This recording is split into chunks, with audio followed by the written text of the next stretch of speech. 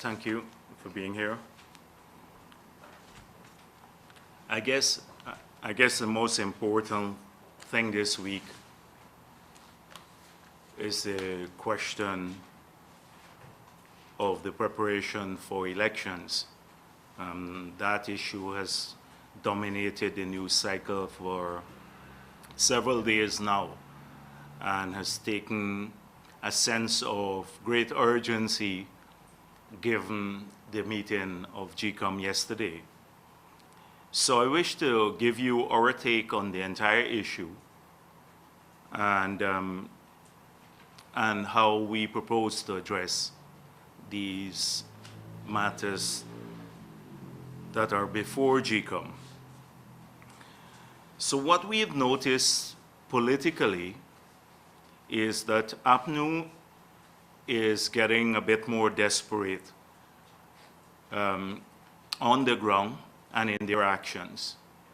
I think in their internal assessment based on their polling results and based on the lack of enthusiasm for their activities across Guyana, given their dismal performance in office on every count you can think of, that they are aware that a defeat is staring them at the next general elections.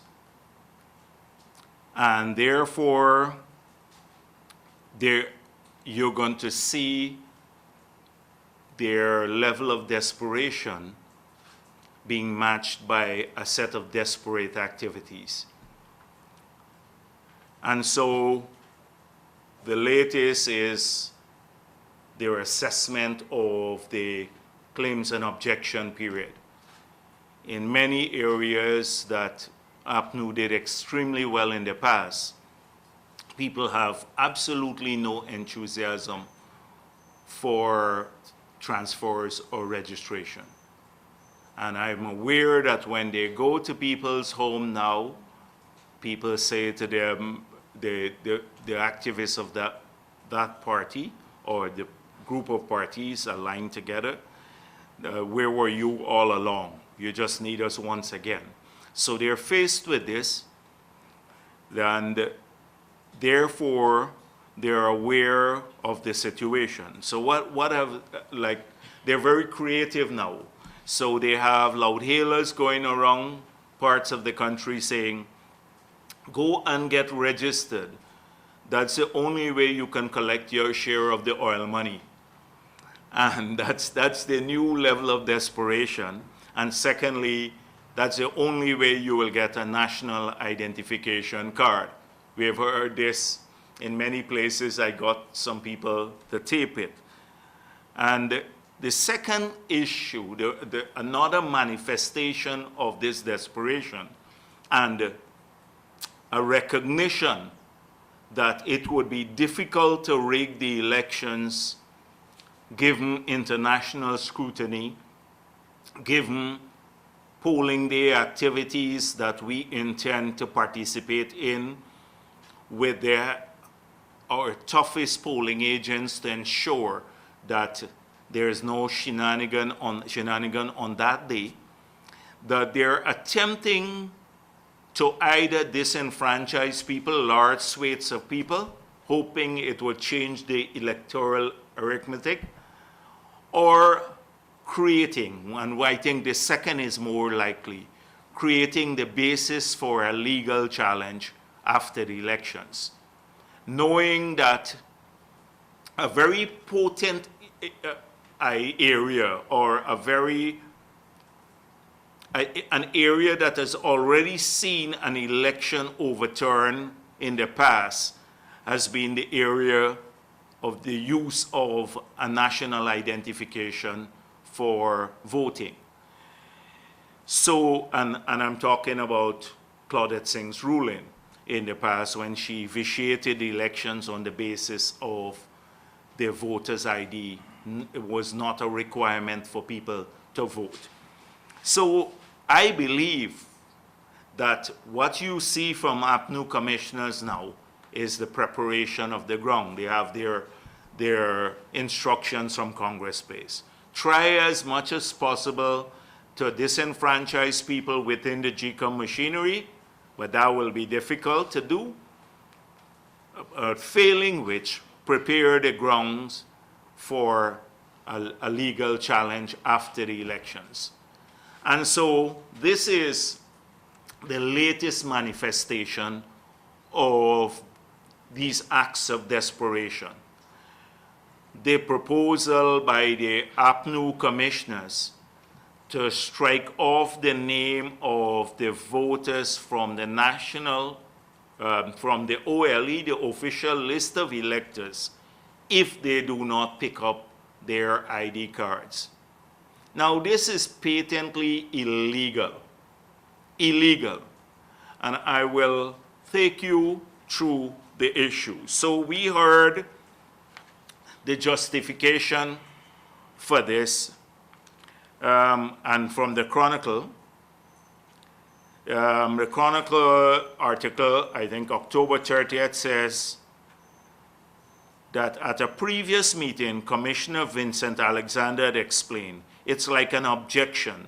So the issue is not their ID card, the issue that these persons, since 2008 and beyond 2008, have not in any way presented themselves to be present, to be known, to be alive, to be existing, and to be resident. And in calling them, writing to them gives us the opportunity to make a determination.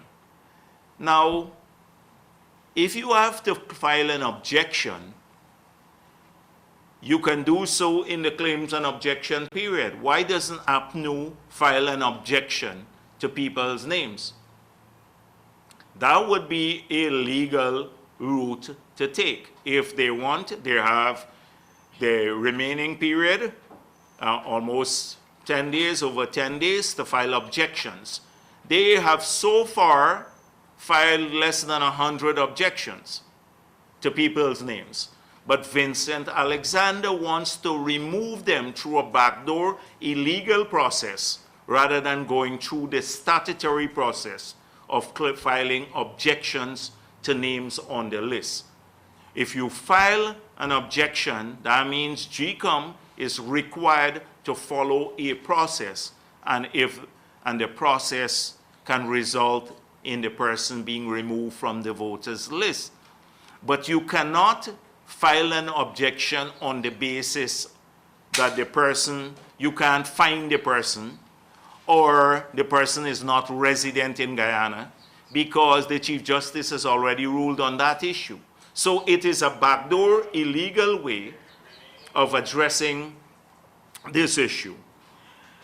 So that is Vincent Alexander, his justification for doing this. So he wants GCOM illegally to do the work of the APNU.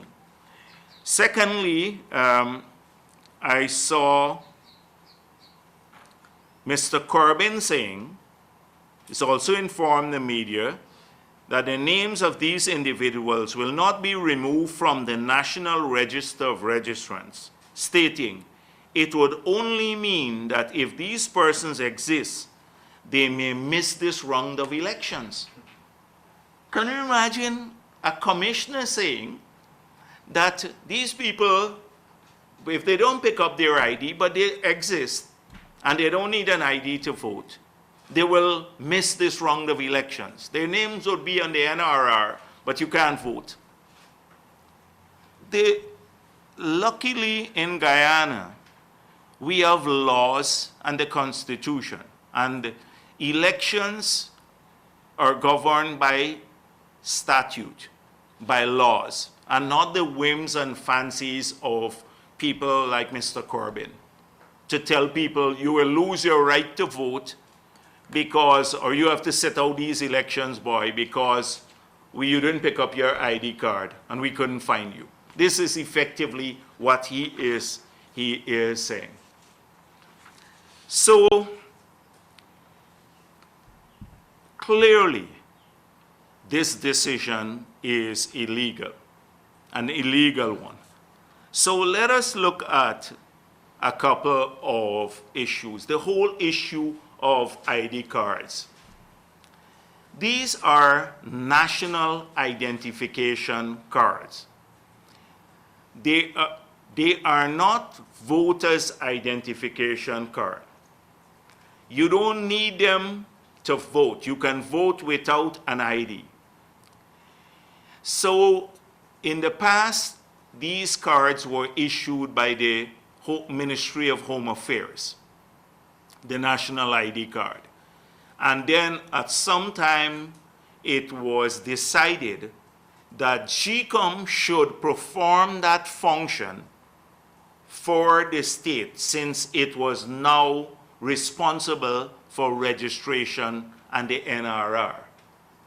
So GCOM should issue national identification cards, not for the purpose of voting, but because Guyanese above 14 years can get a national ID card for multiple use in the society. It has no direct relationship to your presence on the voters list or you voting. In fact, that has been ruled upon already. You don't need it to vote. And so that function, trying to link the two, your collection of an ID card to losing your right to vote, is an affront to Guyana, to Guyanese. It's illegal, and we will never allow it to stand. And all of those people who say that they believe that, they hold the right to vote sacred, all of these parties, the small parties and civil society, I hope they stand up on this one. And you remember Mr. Granger saying that he wanted credible elections, and he was very worried that young people will not get a chance to register. Well, his commissioners are trying to illegally deny people who are on the list, who don't need an ID card to vote. If they don't have an ID card, they don't pick up an ID card from GCOM, that they would lose their right to vote. And he talks about credible elections. I hope we'll hear from him on this matter. I hope we'll hear from him on this matter. So, the Constitution of Guyana, I would urge you to look at Article 159 and 59, or Article 59 of the Constitution of Guyana. It says in 59, subject to the provisions of Article 159, every person may vote at an election if he or she is of the age 18 years or upwards and is either a citizen of Guyana or a Commonwealth citizen domiciled and resident in Guyana. So the only requirement to vote is Guyanese 18 years and above. They had removed the last constitution before it was amended, had residency. You had to be resident. The Chief Justice has ruled on that. That was removed. So that is the only qualification you need to exercise the right to vote, to have the right to vote as a Guyanese. Nowhere does it mention remotely anything like ID card. So they cannot remove, they cannot. It would be an illegal act, and if they were to remove people's names from the official list of electors because they did not pick up their ID card. In fact, this matter was in the public domain sometime in the past. And it is when in 2011, Mr. Surge Bali was asked the same question. And this is what he said in June 16, 2011 report, when 43,187 cards were still not collected. He stressed that these are not voting cards and pointed out that the constitutional requirement to vote is to be registered, not necessarily to be in possession of an identification card. This matter was dealt with in the past by GCOM. It's in the newspapers here. And at that time, 43,000 people did not pick up their ID cards. Now it's 28,000. But they didn't lose the right to vote, which is a sacred right. And the Chief Justice herself, in her ruling, recent ruling, pointed out in 121 of the ruling section, the right to be registered to vote and the right to vote are sacrosanct and fundamental. The International Covenant on Civil and Political Rights, to which Guyana has acceded and which is incorporated into our Constitution, establishes the right to vote as a matter of international human rights law and provides that every citizen has a right to vote.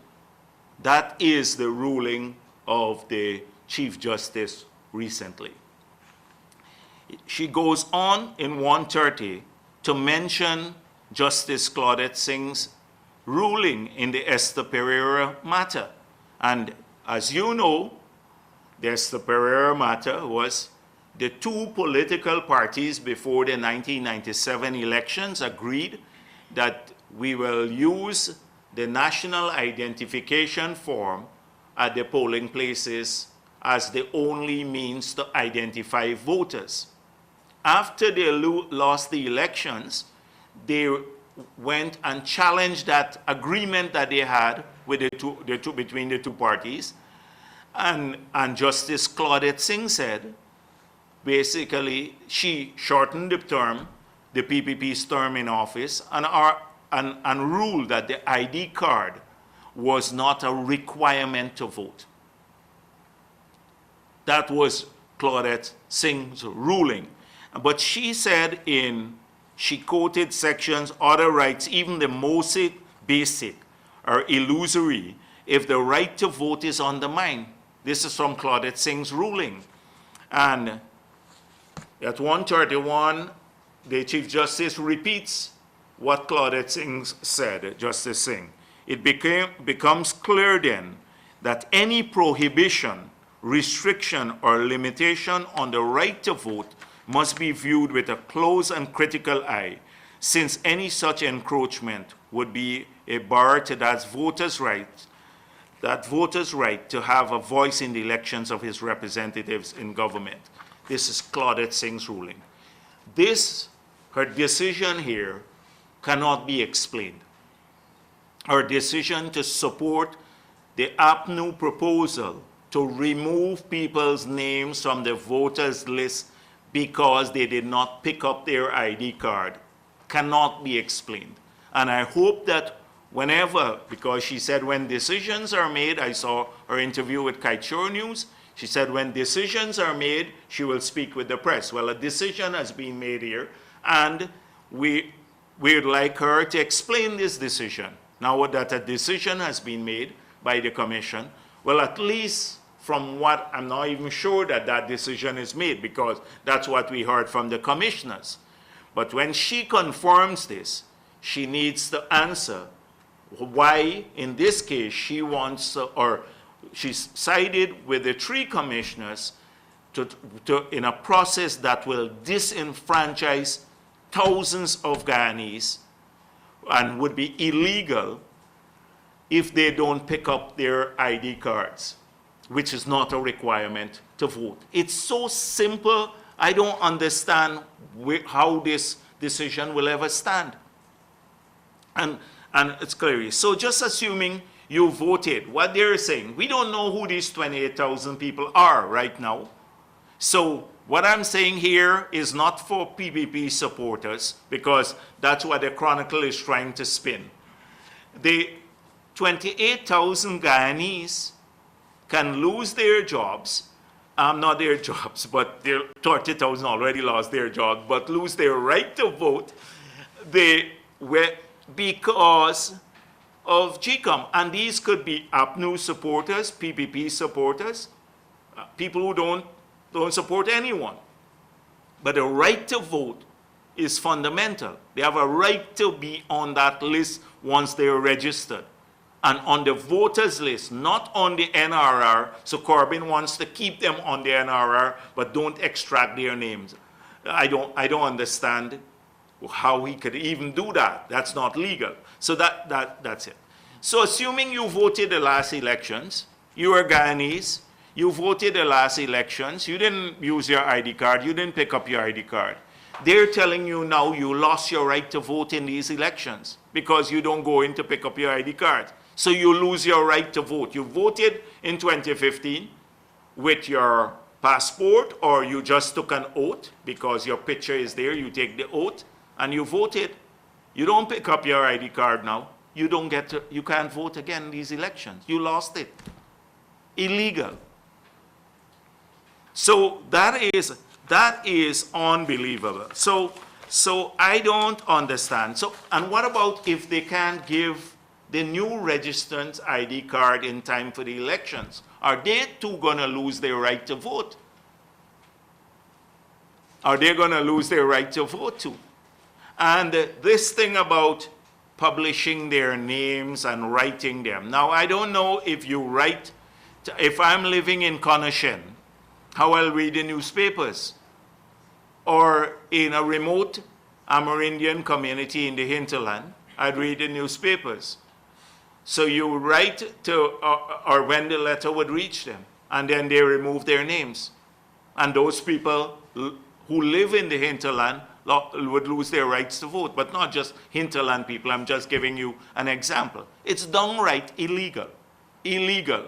And this is not going to stand, because if we allow it, what will happen? You'll have a new government on March 3rd, a new government, and then immediately thereafter, the same Corbyn and Vincent Alexander, they will find another front person, as another Esther Pereira, and go to the court and argue that, oh, the people, GCOM made an illegal decision, therefore the elections have to be vitiated, like what happened in the past. That is what the game they're playing at here, because they see the writing on the wall. And so we must not allow this to succeed. The next issue is that, you know, for a while now, in the public domain, that we've been discussing international assistance. The one positive thing at GCOM is that the Commonwealth consultants who will be here full-time, 2 of them until the elections, within GCOM, and we have seen the CVs of those people from Africa, 1 from Ghana and 1 from India. These are highly qualified people, and hopefully their presence in the machinery at GCOM will make a world of difference, because we believe the right advice will be given. And they can identify any attempts to harm the election. So that's positive. But the country already knows, we have discussed hundreds of times, several press conferences, that UNDP has offered assistance in the IT department. So they have refused this assistance. I spoke about it last week, that on Tuesday, we believe that the decision will be made to move forward, because you do need oversight on IT, where the list is being generated, etc. To my surprise, the commissioners representing the opposition said that they were told at the commission's meeting that they were not aware that UNDP has offered IT help. Imagine that's in the public domain. Everybody knows, excepting the people who should know. And I know that they do know. So now another week has gone by before the next commission's meeting to just decide if the UNDP has offered IT assistance, which they have done. They've done so in writing, in meetings, etc. Rather than the chair just exiting the meeting and making one call. In 5 minutes, the issue could have been resolved. All they say, can I get in touch with the resident coordinator of the program, UN program here? Is there an offer? Because I have confusion here at the commission over this offer. What is it for? The offer could have been there. At that meeting, the decision could have been made.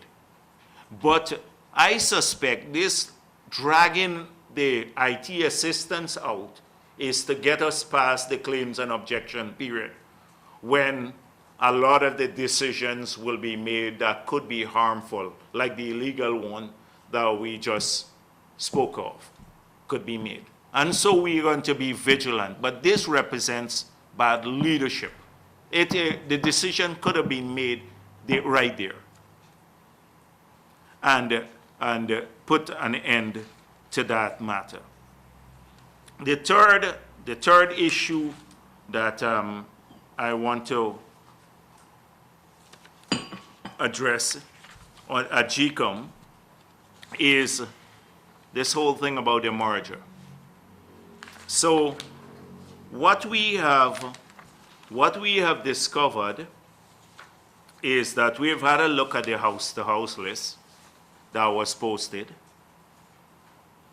There are lots of errors on this list, lots of errors. Spelling errors, errors in the names, addresses, occupation of people. There are two lists, those who are 14 to 18 and those who are 18 and above. So clearly, these can't be lists published for claims and objections, because you would not publish a list of 14 to 18-year-old for claims and objections to get on the voters list. So there's confusion around why that list of 14 to 18-year-old was published. Secondly, the commissioners are not any clearer, leaving us as ordinary citizens to just guess the purpose of the publication of this list, because the commissioners themselves are not even clear about how the process, the list, fits into the legal architecture. There's been no order putting out this list as a supplemental list to the PLE, and we argued that it cannot be supplemental because it is a duplicate list. It has names that are already on the PLE. Supplemental list, by its very implication, must be in addition to. So we don't know if we saw a statement coming from the PRO that people must check their names on the house-to-house list, but that's 370,000 people, and have to now go there to check their names, who may have already checked their names on the PLE, which is the legal process they should have gone through. So if they attempt to merge this data later with or replace the data on the PLE with this data, we'll be in big trouble, because all the spelling errors, mistakes, addresses, etc., will be a huge problem. And there are many people that we still can't find up to now, who they claim live in certain areas, but we're not finding them on the list. So that even the padding will go across there. So we're still in the dark, because the commission has just thrown these lists out there. There's no statutory underpinning to the list. There's no clear direction what to do. So my point up to now is to say to people, if you had registered on the house-to-house process, get re-registered. Go back and get your transfers done or your registration. If you're a new registrant, do that. And we, because this is this is the only legal process through which you can do this. That is the claims and objection period. That is why the People's Progressive Party is now urging people to do that now. I saw Gordon Mosley said Jagdeo was telling people not to register in the past, and now he's telling them to register. We were saying to them, do not register in the illegal house-to-house activity that was prematurely brought to an end because we were right. It was illegal. That's why they had to stop it. And they're trying to get that data gathered illegally there through the back door into this process. You cannot do that.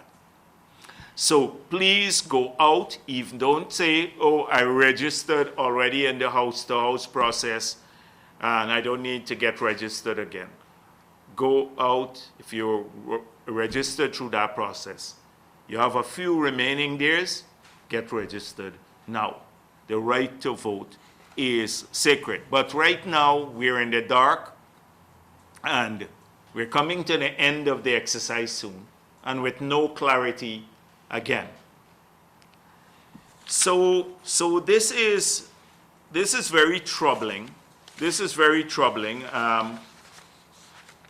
and we will keep on top of it. And that's what I want to assure people. The reason we are highlighting, as I say every week, that we are highlighting these issues is because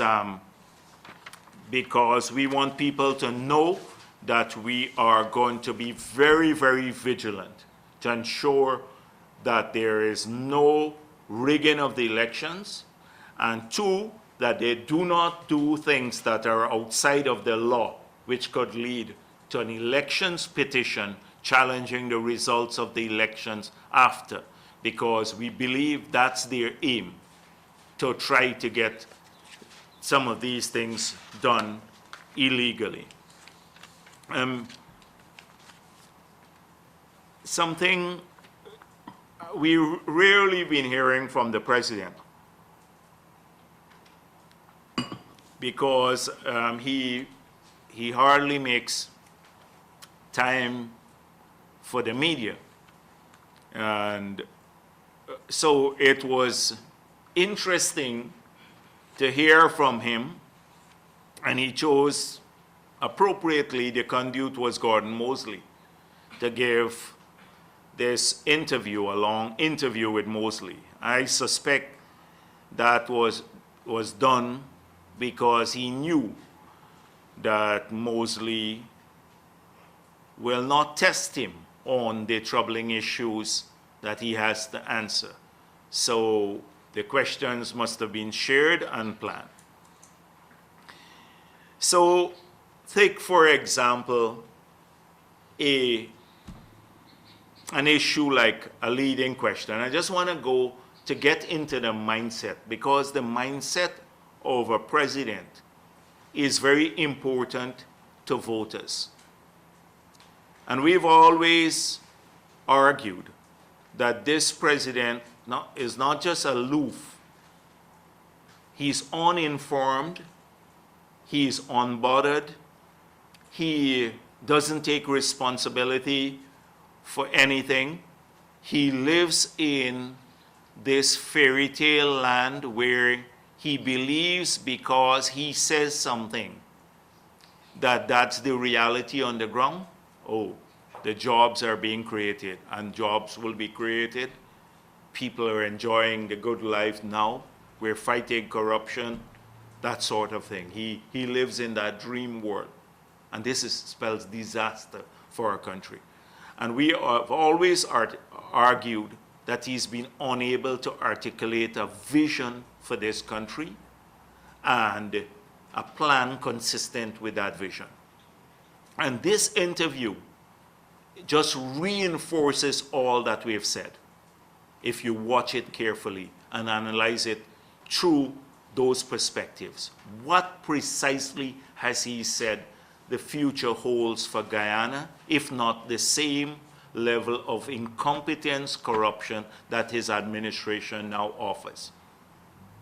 What precisely came out of that interview? So God Mosley says to him, does the Constitution say the president shall appoint a PM?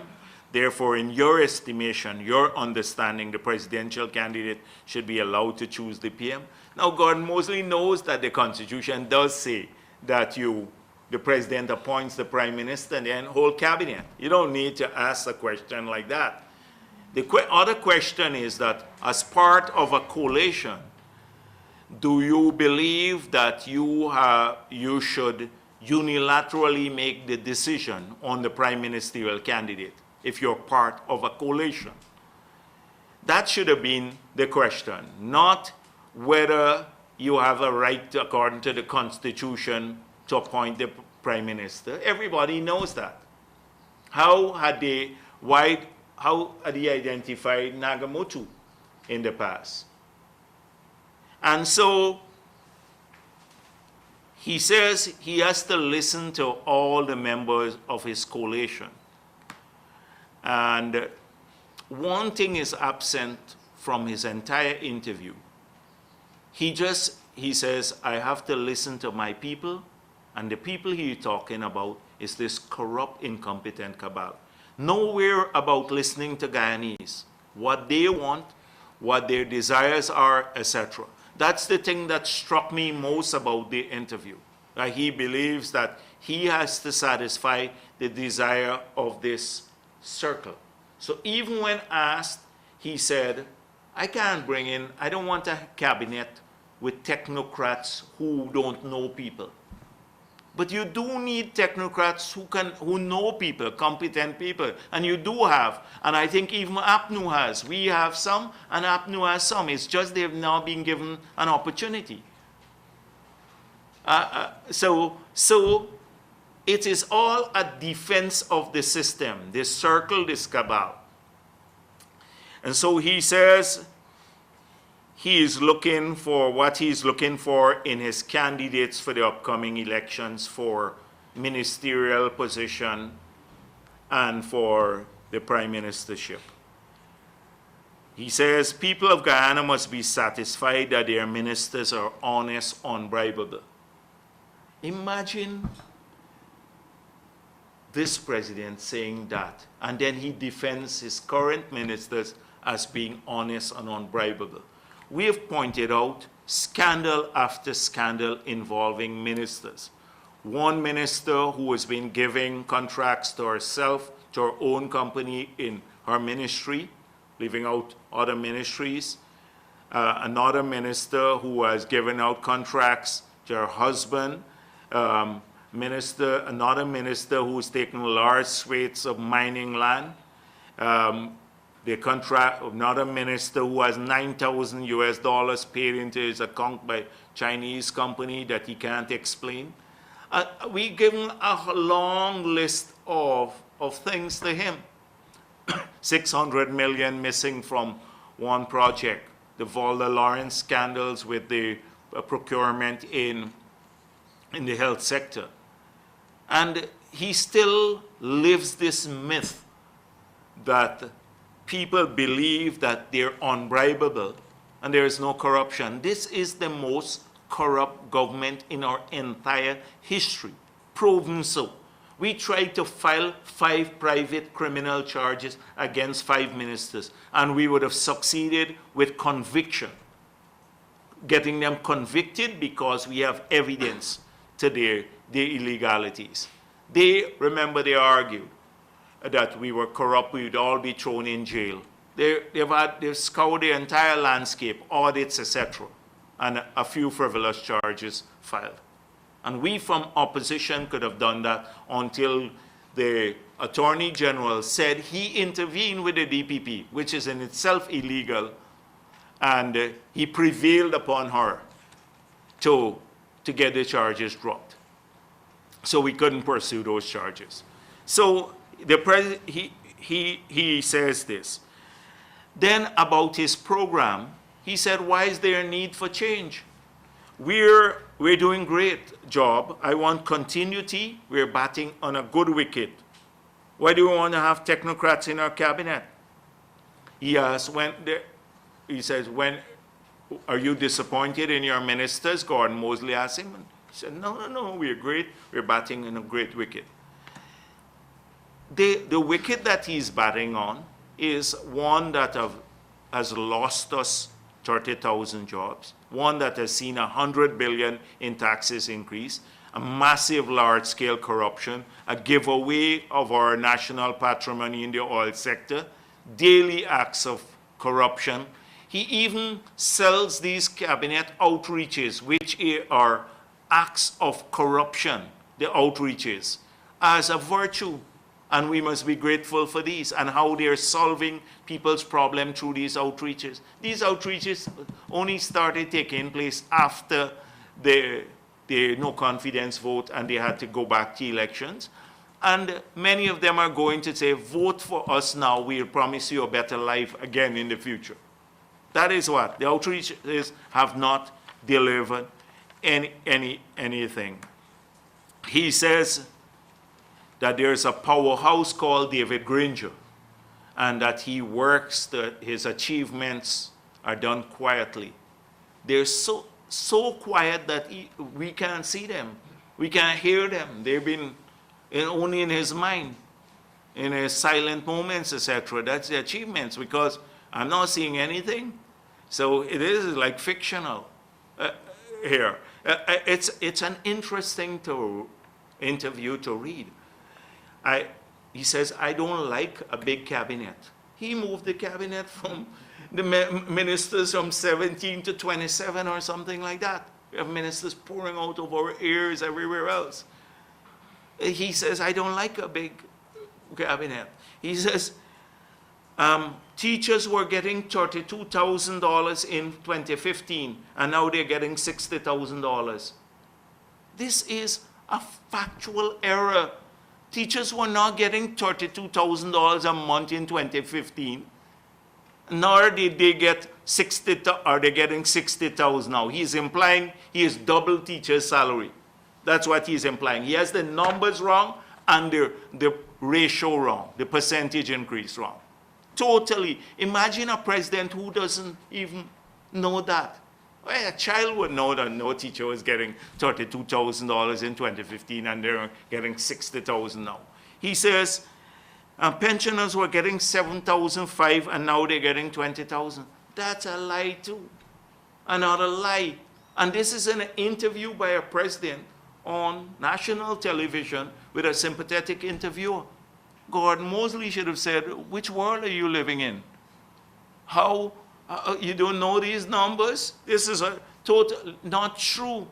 It's a blatant lie. If you can't know these things, you then think you've made progress. By his standards, he's increased pension by 130%, when you had about a $3,000 increase in the pension.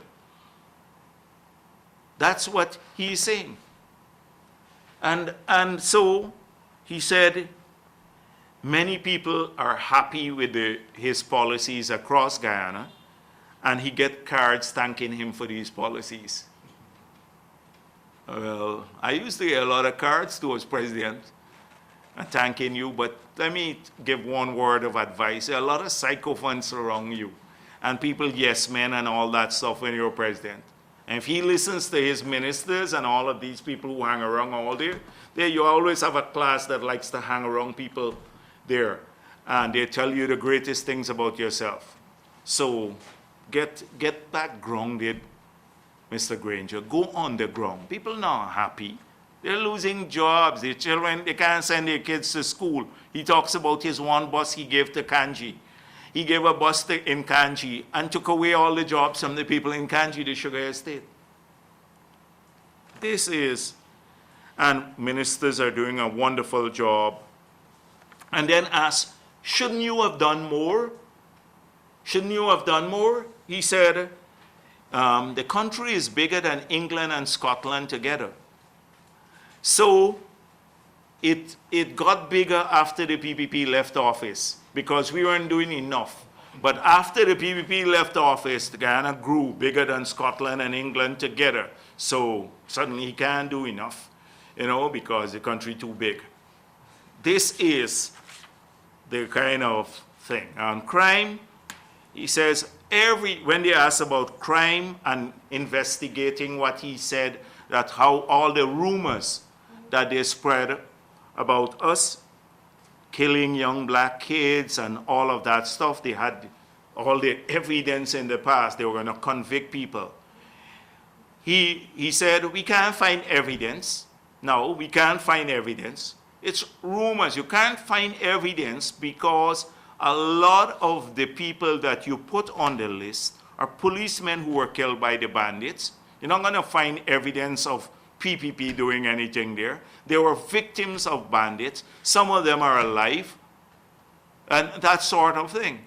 And so this is, you will not find evidence, and your rumors about corruption, that is the reason why we are not finding evidence, because between 2011 to 2015, you think the PPP was stealing the whole of Guyana. 28 billion to 35 billion a year missing, and all that sort of stuff.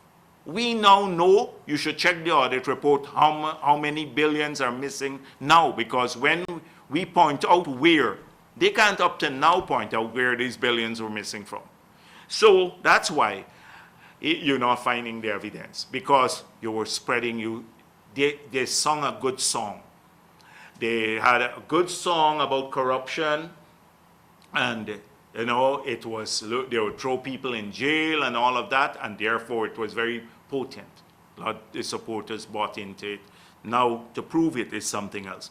And the most troubling thing about his entire discussion on crime, you know, whilst crime is ravaging the country and it's upturning people's lives on a daily basis, he has not outlined any measure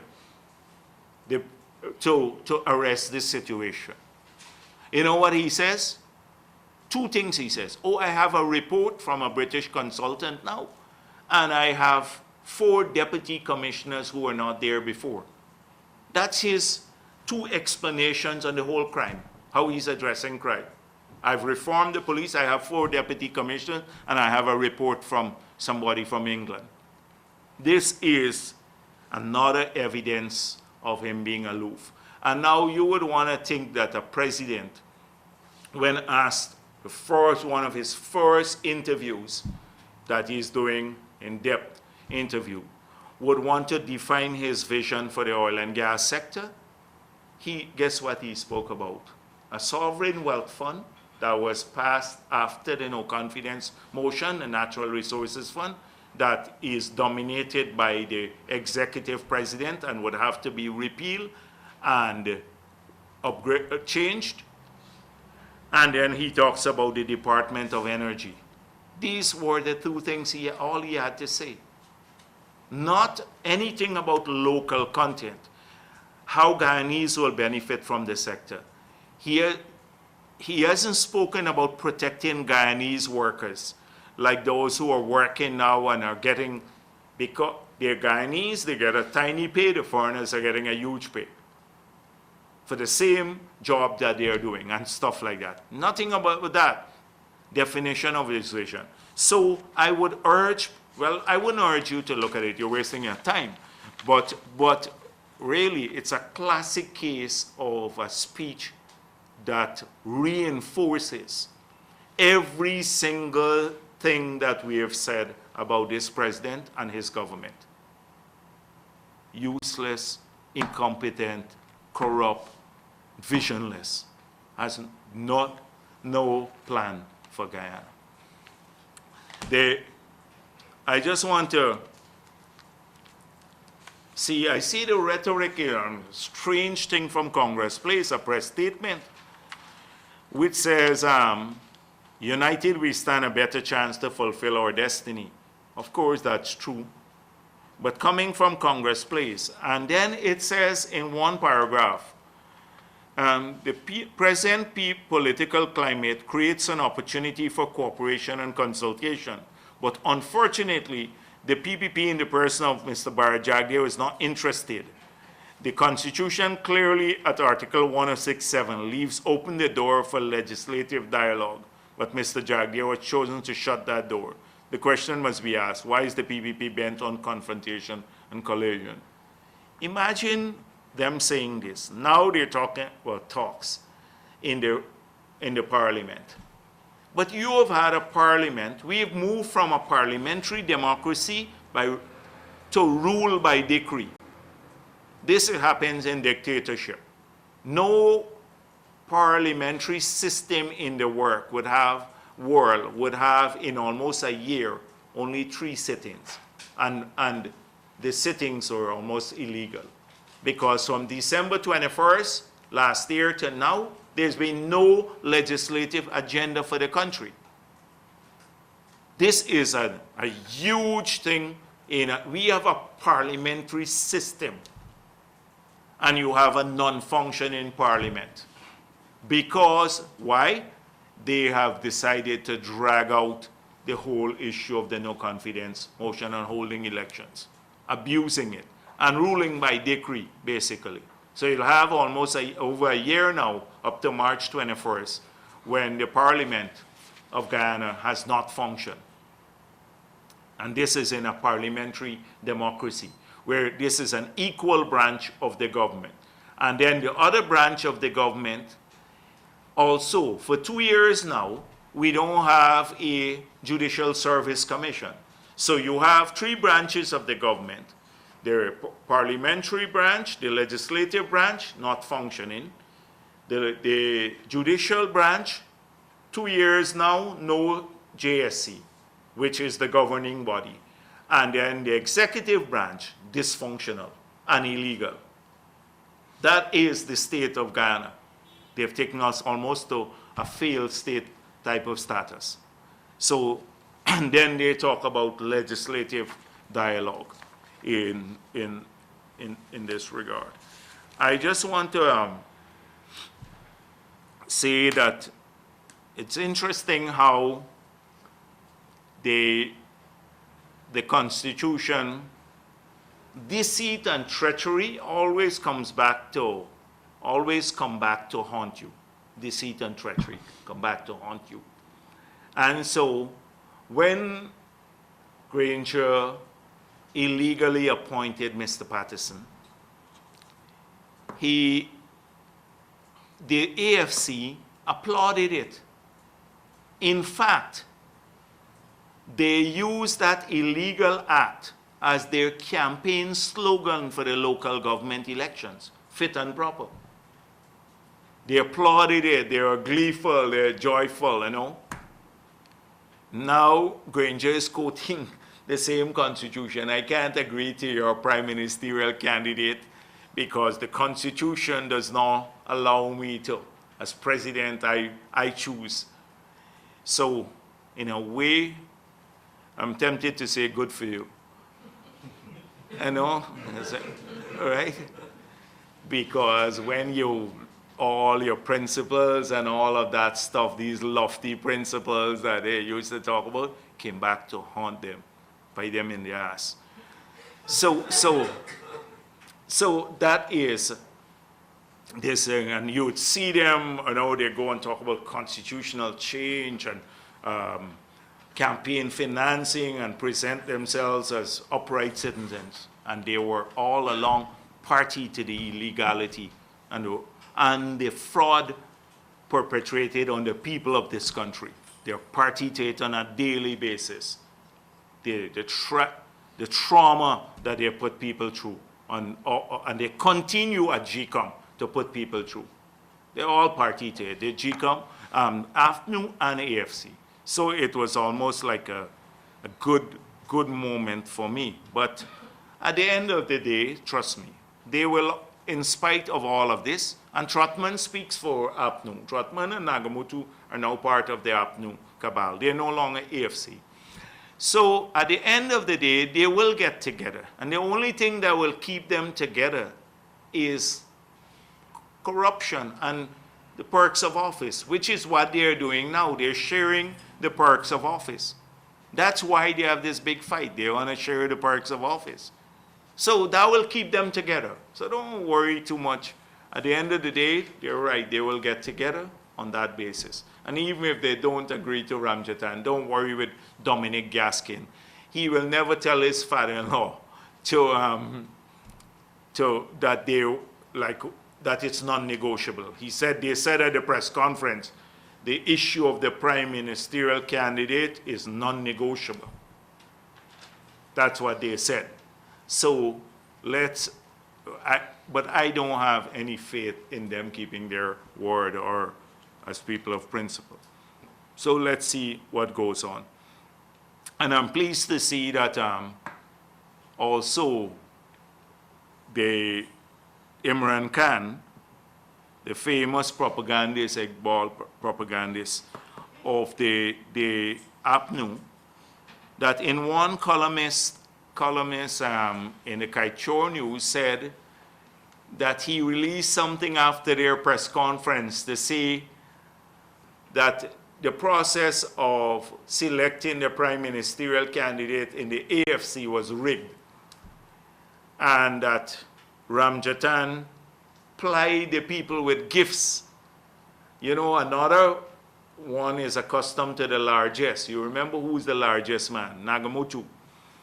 He is the largest one. A contractor, the man who got the bond, accused him of collecting largesse from him, the drug bond. Well, apparently Ramjatan plied, according to Imran Khan, plied the delegates with gifts, and the process of selection of their prime ministerial candidate was not democratic.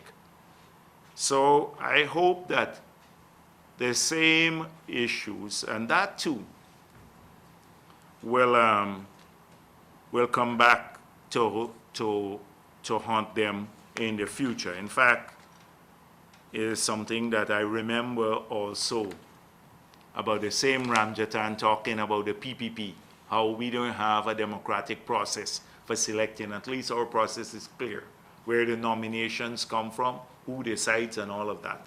So he used to talk a lot about that, but apparently he has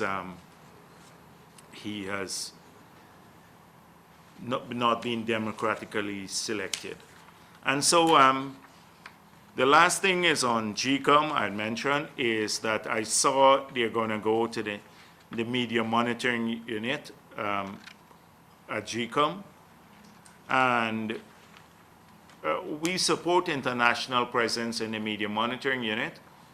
And we also, what we hope that they will take a close look at the state media, because they will have international presence there, from what I gather. GCOM has accepted that, and then the state media. I will speak with the foreigners to have a special look at the state media about how fairly they treat the PPP. They love the PPP in the state media. So I just end here. Thank you. By the way, this GPEX thing, I saw this corrupt activity. They're planning to go ahead with the corrupt activity. Well, trying to, and press conference hosted by the Department of Energy with the individuals there who are trying to shake down Guyana and Guyanese and local business community. Forget the rich ones who think they can make a deal there. They will go there, pay their $2,000 US. But they don't have a right to define. They don't have a right to define any policy on Guyana. The foreigners can't do that. We, the Guyanese, must define the future of the oil and gas industry here in Guyana by ourselves, not allow the foreigners to do it. So we will continue to watch out for this activity. Thank you. Yes. And then good afternoon, Mr. Jagdeo. Shall we then just start with news? You mentioned that the decision by GCOM to work by which they have asked persons to come in, or persons who have not updated their ID cards to do so, barring which they may not be able to vote. You said that can't stand. Is that an indication that the PPP intends to challenge this decision, if it is confirmed by the chairperson, to challenge this decision in court? We have to look into this, because I'm hoping that once they have a clear look at the laws, then you're going to that the decision will have to be recommitted for discussion at the level of the commission. I'm hoping to avoid the courts. We're hoping to avoid the courts, but the courts can meet. I remember on matters impinging for elections, the CCJ in a Barbados case, when it had to do with urgency, they met over the weekend and gave their ruling within 2-3 days. So when you have matters of that nature, then you should have the courts act with alacrity. And so I am sure there is nowhere in the world that the courts will disenfranchise Guyanese because they don't pick up their ID card. And the ID card is not a voter's card. You don't need it to vote. And you lose your right to vote, a fundamental right, because I don't collect my ID card. But assuming they don't look at the laws and quote unquote. It could very well. It could very well end up there. Could very well. I can't confirm that option at this stage, but it could very well end up in court. Second question, you said that it seems as though the government is using this as an attempt to use it after elections, perhaps to try to invalidate the election which went before. Now, couldn't that, assuming that is the intention, act as a double-edged sword, allowing the opposition, assuming you do not win the elections, to use that same ground to invalidate a win by the government? But that's why we don't want it. It's illegal. That's why we don't want it. Take it away from everybody. You are clear on the law and the Constitution. Stick with the Constitution, not Corbyn's interpretation. We didn't propose this. Corbyn proposed this. APNU proposed this. We don't support it. We don't support taking people's votes away. You can be challenged for taking someone's right to vote. You can't be challenged for retaining their right to vote. But one can say that the PPP refused to send prisoners to house for the same reason, can't they? No, but that's a separate matter. I'm talking about the use of the ID card. Let's stick with this ID card. We're talking about... So that we refused to send because we were proven correct. Remember, the Chief Justice ruled, and GCOM on its own, this chair, stopped the exercise. So she stopped the exercise. If it was perfectly legitimate, they would have continued to its conclusion. You were talking about attempting to invalidate the election. Yes, so that is why we said we will not participate in an illegal act. Therefore, for removing people's name from the list, which it was the purpose of the house-to-house exercise.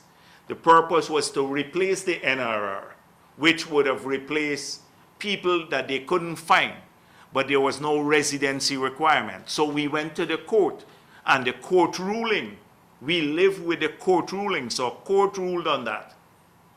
And then that was the thing. We want to stick with the law.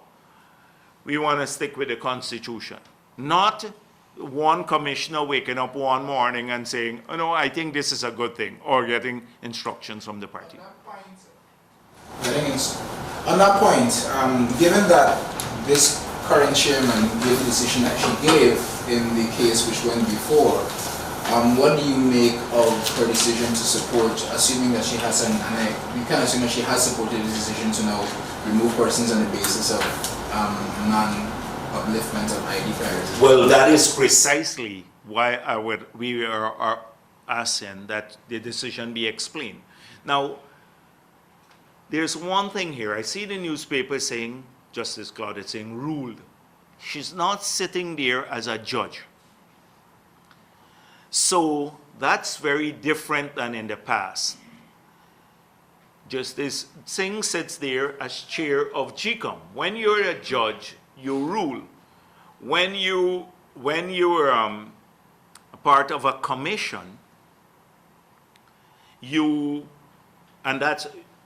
judge, you make all the decisions on the basis of your understanding of things. When you're part of a commission, a chairman of GCOM, you have to understand the intricacies there.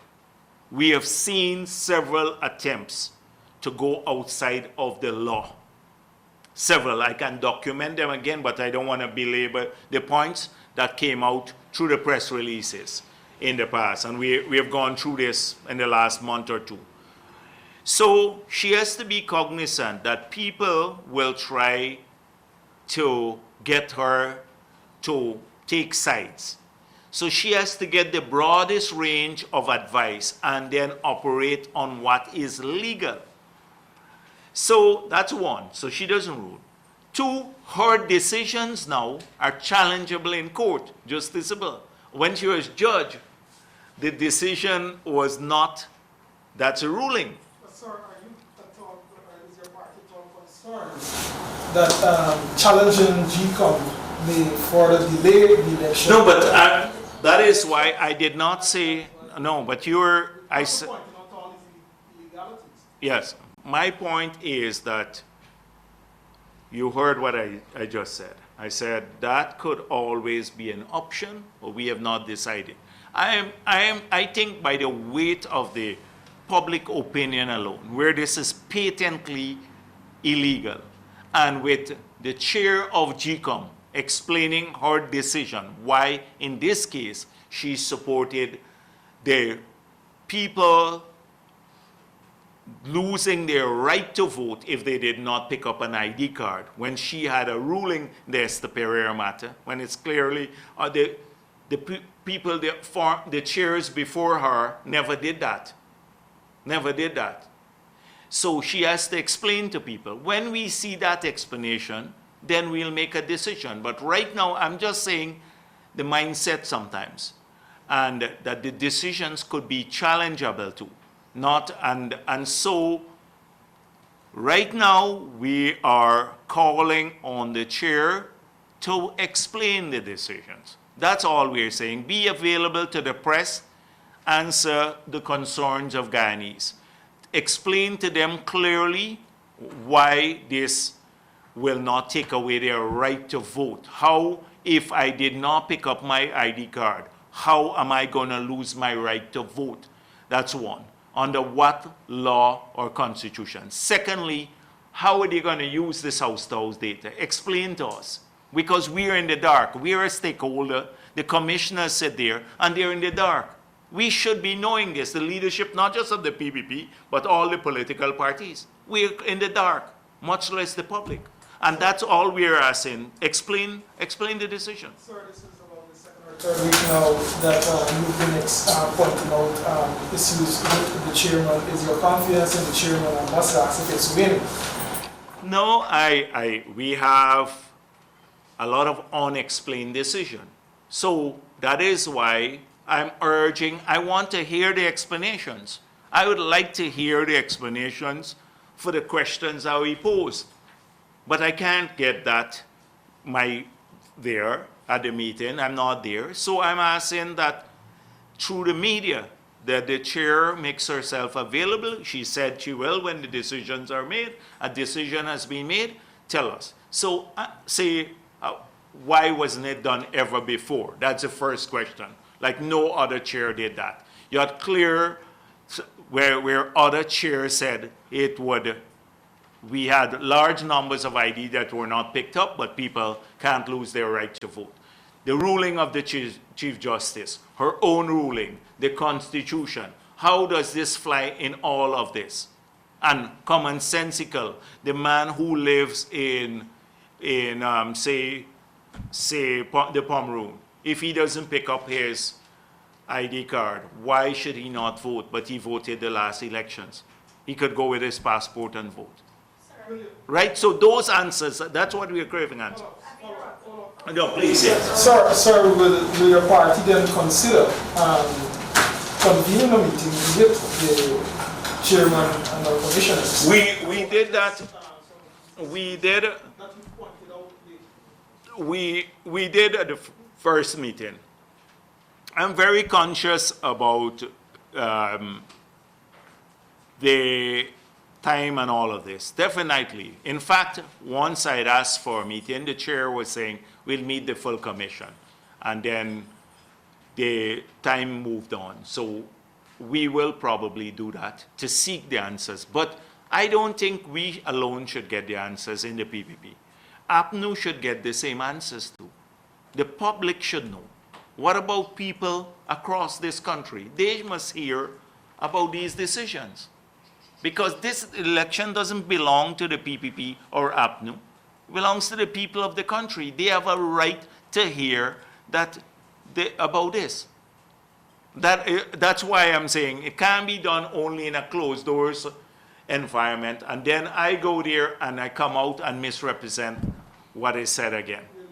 No, but I'm just using it hypothetically because we see that every week coming out. That is why clear answers to all of these questions. Because if a single one can't be answered, and a single one of these things is illegal, that could, like in the past, cause the whole elections to be quashed. Yeah, all right, sure, yes, no, go ahead. Sir, on the issue of the oil and gas, we've now seen that the date for production has moved forward to December. You did indicate that you would like to play a role in the management of the oil and gas sector there. And recently we had Minister Trotman saying that the door is open to your party for government because the sector cannot be managed by just one person or one party. Are you prepared? So, first of all, we've been advocating for 4 years now a bipartisan approach to it. This is, I think Trotman had an epiphany when his connection to Valiant was revealed. And so suddenly he wants a bipartisan approach to the matter. But prior to that, if you hear our speeches, listen to Parliament, our speeches in Parliament, we promoted a bipartisan, a national position. That's part of our manifesto. That's one. Two, that ExxonMobil, we made it clear to ExxonMobil. And I recently had a meeting with them, and I said, well, we don't want the timetable for production to be affected. If you can start producing oil in November or June next year, whenever the vessel is ready to pump the oil, go ahead. We're not talking about timetable based on the timing for elections, because that's production. And however, none of the resources, and this is clear from even Jordan, could be used before the elections because there's no budget. There'll be no budget. The money has to be escrowed, placed in an account, properly guarded too, knowing that some of these guys properly guarded until after the elections. And we have already made it clear we are not participating in an architecture that is illegally passed. So the Natural Resources Fund was illegally established. It was established after the no confidence motion. You have heard me argue that the government, the politicians have too much control over the Natural Resources Fund, that we intend to repeal that bill and to... Yes, the Natural Resources Fund, that's what it's called in Guyana. In Guyana, Sovereign Wealth Fund is the generic name for all around the world, but in Guyana's case, the name is Natural Resources Fund. In another country, it could be called a Heritage Fund, but that's a generic name, Sovereign Wealth Funds. So the thing is, so that's what we argued, that we will repeal, we'll pass a new architecture. The new architecture will have a more arm's length relationship from the politician. It will be more bipartisan, and then we'll set up the architecture for that. There is no need to do that now. And I have no confidence that if they set up anything, that it would be favorable to Guyanese. This group here, and from the Department of Energy or wherever, Trotman, they're too compromised to set up anything to benefit our people. So it's best that they produce the oil and they escrow the resources. And then after the elections, all of this will be settled. All right. No, let me, this, not anymore. Let me go. Waiting. I have a few questions about this to speak about, but I still want to go back to the executive GCOM. You said you needed explanation. Yes.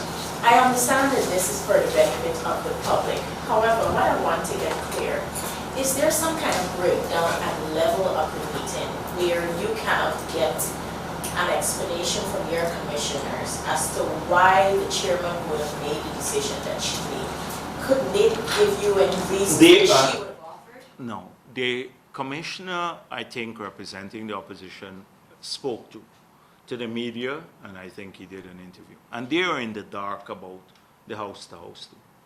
They're in two. About the one that they removed. Yes, so there is no, that is why when it mentions rule, if the chair rules, then that presupposes like both sides make a submission.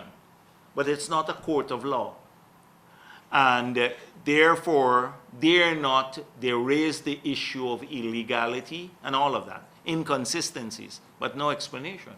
So this is why when the chair comes to the public domain, the media could say, what about your decision? What about the Constitution? Why should I lose my vote? You know, because I didn't pick up a document that is not a voter's card. It's a national ID that is not for elections. The national ID is for multiple use. Good. So that same point you made, that is this difference that I don't understand. What is the reference to the Esther Pereira case?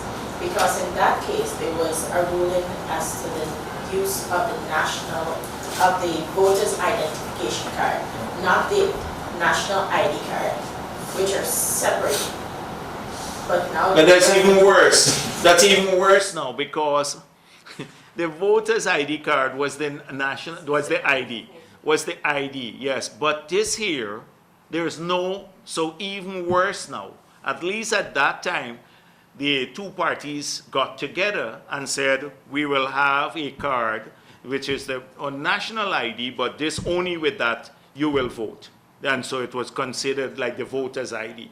Now, it's even worse. You don't need an ID, the national ID, to go and vote. The connection to a national identification card, which is for use at the bank, for any transactions, GRA, etc., has nothing to do with your right to vote. So if I don't pick this one up, how do I lose my right to vote here? When this one has nothing to do with the right to vote. It's unbelievable that a decision of this sort would be made. This here has no connection to my right, which is a fundamental constitutional right. And I don't pick up this card. Many people, don't even pick it up. They have a passport, they don't worry about it. That's illegal. That is. Okay, and on the issue about the oil, I know you said you don't want the timeline to be altered because of election. But in the interim, the president's government would have to set up an agreement, a sale agreement, etc. How confident are you that these things that you want to continue at this time will go in a manner that we can recover from? That is the worry. And that's why we said no long-term contract for the sale of our oil. Because even if they start producing in December, by the time they get up to the production and the full, like the oil is shipped, it will be in February or so, February. And so you don't need really an agreement for the sale of the oil to a third party, with a third party and that period. You can easily say Exxon can sell for the oil for 1 month. And you're in favor of that? Yes, not to tie up no arrangement with these parties, because we heard that there are lots of people who are going to pay large sums of money now, bribe these guys to tie up a long-term arrangement. This is going to be a lucrative sector. It has to go through open competitive bidding. People should bid to sell your oil, and the best deal that the country gets should be the ones those get the contract to do that. And this must not be scrutinized by the government alone.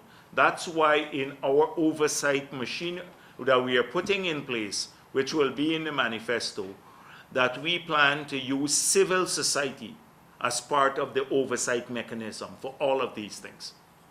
So that is what we expect. But even now, your suspicions, or, well, the issues you raise that look suspicious, the issues you raise that look suspicious are justified.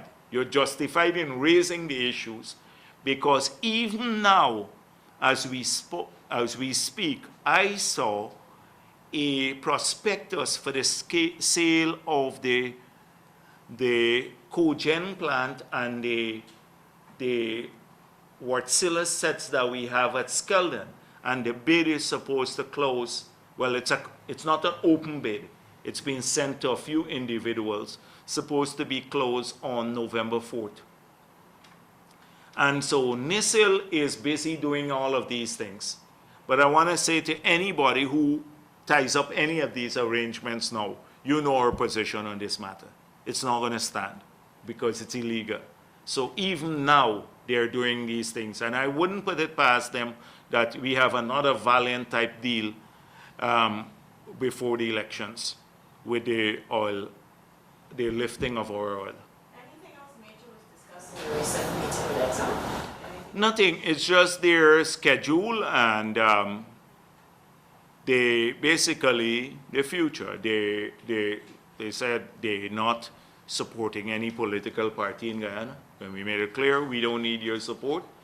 In fact, we believe that you should have a pact that nobody, none of the parties should receive money from the oil companies. You told Exxon that? Yeah, I said this publicly. I said it publicly, yes, but we made it clear, not that pact, but I spoke about no support for any party. We can't allow our people. I've seen already how even people who are vocal in the sector, one little contract they get, and then from Exxon, and then suddenly they stop speaking. And this is how sometimes the oil companies work. They will come, they will give you a couple of contracts, especially the most vocal people, critics, and then they become muzzled. And that's why political parties must not become muzzled by campaign donation. In our manifesto, we'll also have about campaign financing, laws and stuff like that. We'd move to have that discussed. So during your meeting with ExxonMobil, were there discussions about gas to power plant? Because I know that Exxon has been encountering sizable Sure, in the recent discoveries, more gas.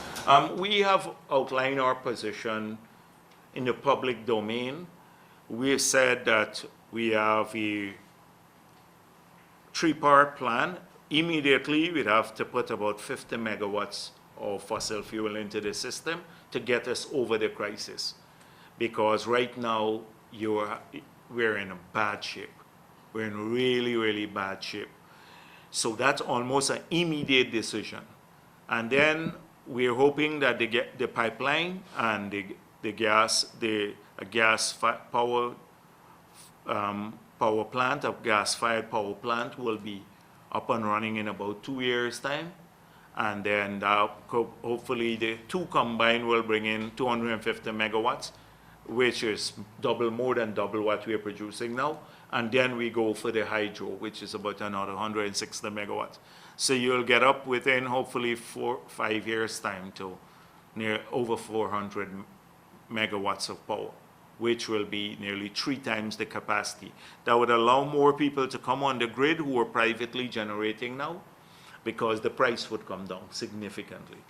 And you have reliability, you have a lot of reserves in the system. A lot of the sets we have now will move into reserves.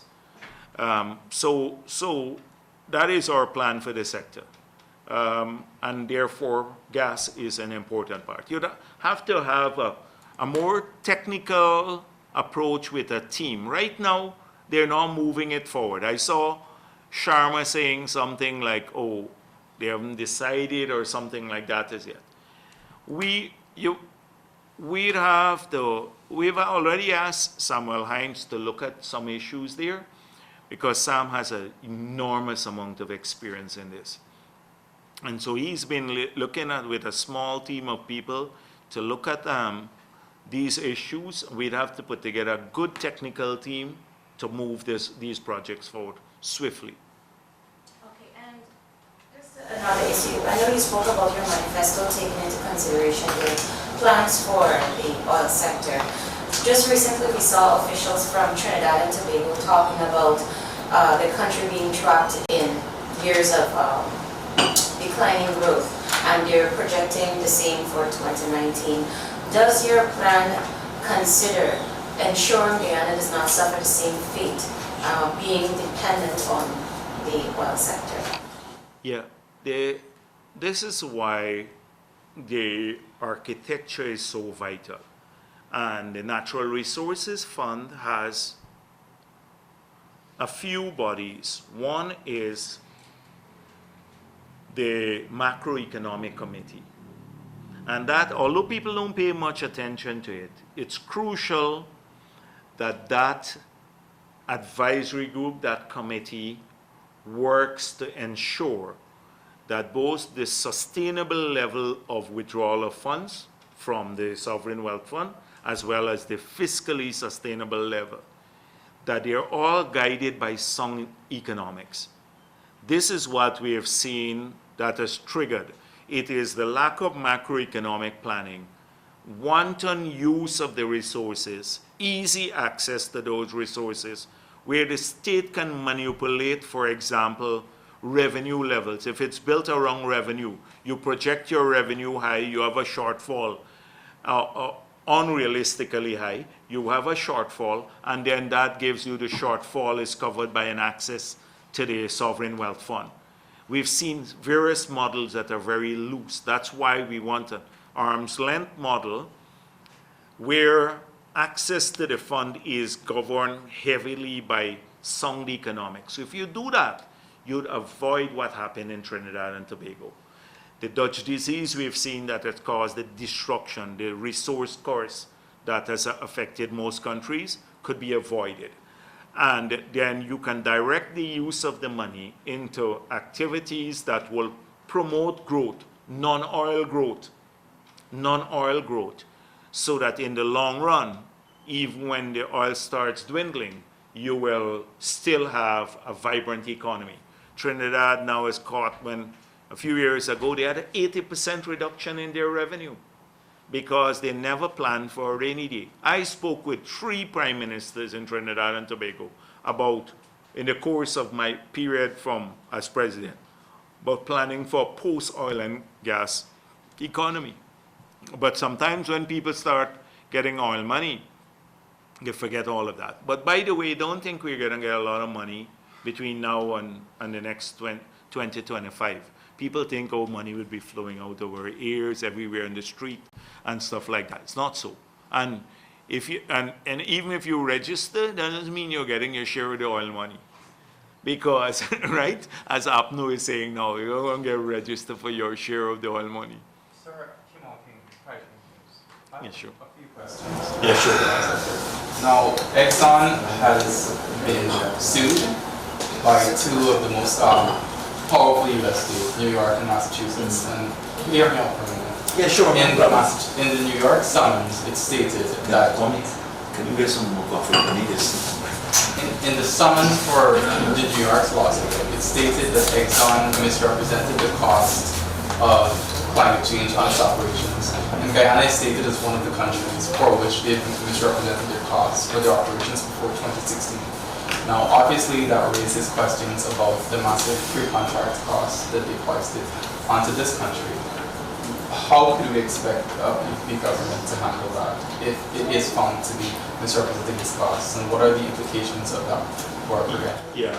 So what is vital is that we ensure that there are two impacts: the localized impact and the global impact. So the localized impact has to do more with oil spills, our environment, the issue of displacement of our fishermen, etc. The safety of our maritime area, our flora and fauna. that's local impact, localized impact. And those costs have to be fully accounted for, or they have to have insurance, first of a plan to address any one of these environmental externalities, localized one, or secondly, they have to secure insurance for it. Then there is also the carbon impact, the global carbon impact, emission impact. And the risks are associated with two things, basically. Will there be a carbon tax or a cap and trade system? So that would have an externality which to the oil companies and pose a risk to them. So we have to look at all of these things, both Exxon in terms of its global impact, climate impact, and localized one. Right now, the priority should be the localized impact for us. And then we have to see if in their planning numbers that they built in an environmental externality that they are not really expending, but we are compensating for that. So assuming my costs are $10, but I estimate that you add another $2 for environmental impact, say global impact. So this is my cost here. Yes, sure. This is my cost here. So $12 now. But you're not paying out the $2 to anyone. It's just in your planning. But when Guyana compensates for cost oil, to a deduction from cost oil, we are compensating for the full $12. Yeah, but the question is. So you understand this I understand is that. that's what we have to be careful about. Yes, but what the lawsuit states is that the $2 that you're saying they Yeah. make account for, they're telling their investors that they make account for it, but they're not actually including it in the calculations. So why make a system like that if you're not going to represent it in the calculations? Yeah, well, that's why they're in trouble. So the question is about the honesty of these oil companies. Yeah, oil companies try to maximize benefits to their shareholders. And not just oil companies, most companies have. That is why you need global and national regulation to have them meet by law their obligations on the environmental sector.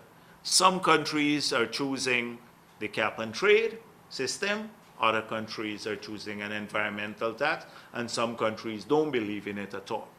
So it depends on your philosophy. And so